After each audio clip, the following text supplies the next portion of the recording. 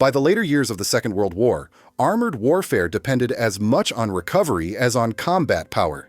Disabled vehicles could block routes, reduce strength, and strain logistics even without enemy fire.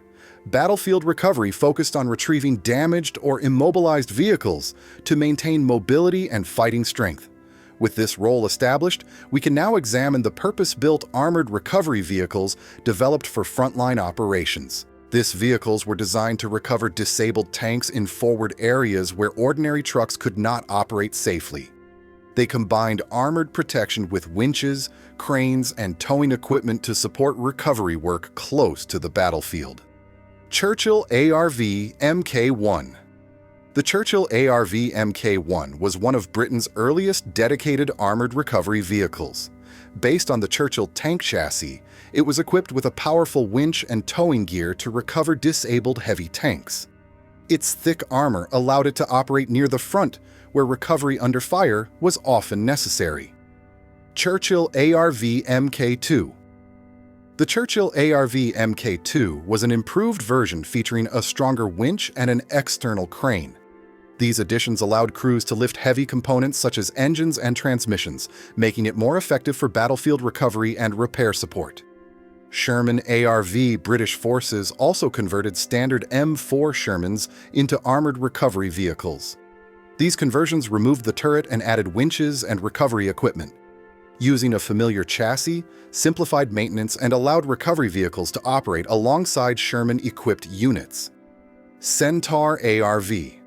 The Centaur ARV was another British recovery vehicle based on a cruiser tank chassis. It was used mainly for training purposes, but its design reflected Britain's continued effort to standardize armored recovery across different vehicle types.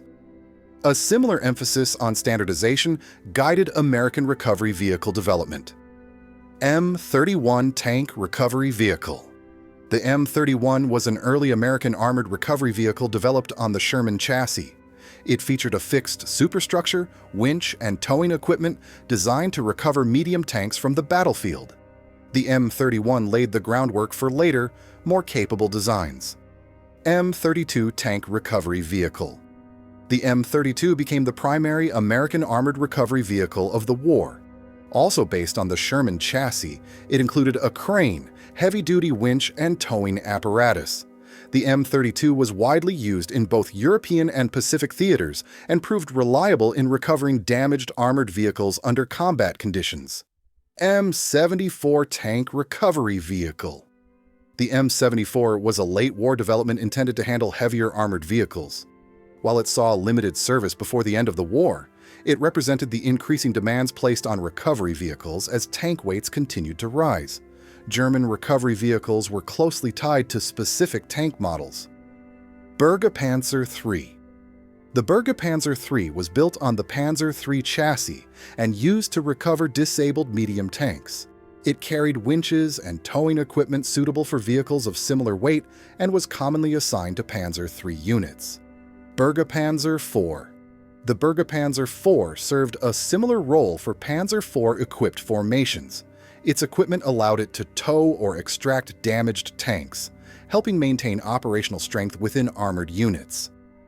Bergpanther, sd.kfz 179. The Bergepanther was Germany's most capable armored recovery vehicle. Based on the Panther chassis, it featured a powerful winch and heavy towing capacity, allowing it to recover Panthers and, in some cases, Tiger tanks. It became an essential support vehicle for late-war German armored formations. Bergetiger. The Bergetiger was a very limited conversion based on the Tiger I chassis. Fitted with a crane, it was intended to recover heavy tanks, but only a small number were produced, limiting its operational impact. Soviet recovery vehicles often relied on field adaptation rather than standardized production. T-34 recovery conversions.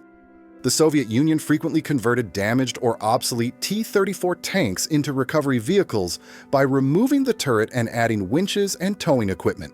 These vehicles were used to recover disabled tanks and clear routes under harsh conditions. Voroshilovets heavy tractor. Although originally designed as an artillery tractor, the Voroshilovets was widely used to recover damaged tanks and heavy vehicles. Its powerful engine and robust construction made it one of the most effective Soviet recovery platforms. Comintern Artillery Tractor. The Comintern tractor also played an important recovery role, particularly earlier in the war. It was used to tow disabled vehicles and artillery pieces, supporting armored and mechanized units during advances and withdrawals. Together, these purpose-built armored recovery vehicles allowed armies to retrieve damaged tanks, reduce losses, and keep armored formations operational throughout the war. Half-track recovery vehicles, sd.kfz-9, FAMO. The sd.kfz-9 FAMO was the primary German heavy half-track used for battlefield recovery. It possessed sufficient towing power to recover medium tanks and, when used in pairs or groups, could extract even heavier vehicles. The FAMO was frequently employed to recover Panthers and Tigers when dedicated armored recovery vehicles were unavailable. sd.kfz-7. The sd.kfz-7 served in a medium recovery role, towing damaged vehicles and artillery pieces. While less powerful than the FAMO, it was widely available and played an important support role within German motorized units. M3 half-track. The American M3 half-track was commonly used for light and medium recovery tasks. Fitted with towing gear and occasionally winches, it was used to retrieve disabled vehicles, artillery, and equipment from forward areas. Its reliability and widespread use made it a practical recovery solution across multiple theaters. These half-track vehicles filled the gap between armored recovery vehicles and wheeled trucks, providing flexible recovery capability close to the front. Wheeled heavy recovery and towing vehicles, Scammell Pioneer. The Scammell Pioneer was one of the most important British heavy recovery vehicles of the war. Designed for towing and recovery, it featured powerful winches and excellent cross-country performance. The Pioneer was widely used to recover disabled tanks and heavy vehicles across multiple theaters. AEC Matador. The AEC Matador served as a medium recovery and towing vehicle. It was used to recover damaged vehicles and artillery, particularly in areas where armored recovery vehicles were unnecessary. Its reliability made it a common sight with British forces. Diamond T980/981. The Diamond T980 and 981 were heavy recovery and transporter vehicles best known for moving tanks. They were also frequently used for battlefield recovery, towing disabled armored vehicles from forward areas to repair facilities. Faun L900. The Faun L900 was a German heavy tractor used for recovery and towing duties. It supported armored and motorized units by moving disabled vehicles and heavy equipment, particularly where tracked recovery vehicles were unavailable. These wheeled recovery vehicles provided the backbone of long-range recovery operations, ensuring damaged equipment could be removed from the battlefield and returned to service. Tractors and non-armored recovery vehicles. Voroshilovets heavy tractor. The Voroshilovets was one of the most powerful tractors used by the Soviet Union during the war. Although designed as an artillery tractor, it was frequently employed to recover disabled tanks and heavy vehicles. Its strong engine and robust construction allowed it to tow damaged armor under harsh conditions on the Eastern Front. Comintern artillery tractor. The Comintern tractor played a similar recovery role, particularly earlier in the war. It was used to tow disabled vehicles, artillery, and equipment when armored recovery vehicles were not available. While less powerful than the Voroshilovets, it remained an important recovery asset. STZ-5 tractor. The STZ-5 was a lighter tractor used for recovering smaller vehicles and equipment. Its wide tracks allowed it to operate in mud, snow, and poor terrain, making it useful for recovery tasks in forward areas. Type 98 heavy tractor. The Japanese Type 98 tractor was used to recover damaged vehicles and artillery in areas where specialized recovery vehicles were scarce. It reflected Japan's reliance on multi-purpose tractors rather than dedicated armored recovery designs. These tractors provided essential recovery capability where armored solutions were impractical or unavailable, ensuring damaged vehicles could still be moved and reused. Multiple vehicle towing teams. When a single vehicle lacked sufficient power, recovery was carried out using 2 or more tanks, half-tracks, or tractors working together. This method was common in German and Soviet units, particularly when recovering heavy tanks under difficult conditions. Bulldozers used for vehicle extraction. Bulldozers were frequently employed to pull vehicles out of mud, sand, or ditches. Although not designed for recovery work, their traction and pushing power made them valuable tools, especially for Allied forces during large-scale operations. Crane trucks and mobile workshops.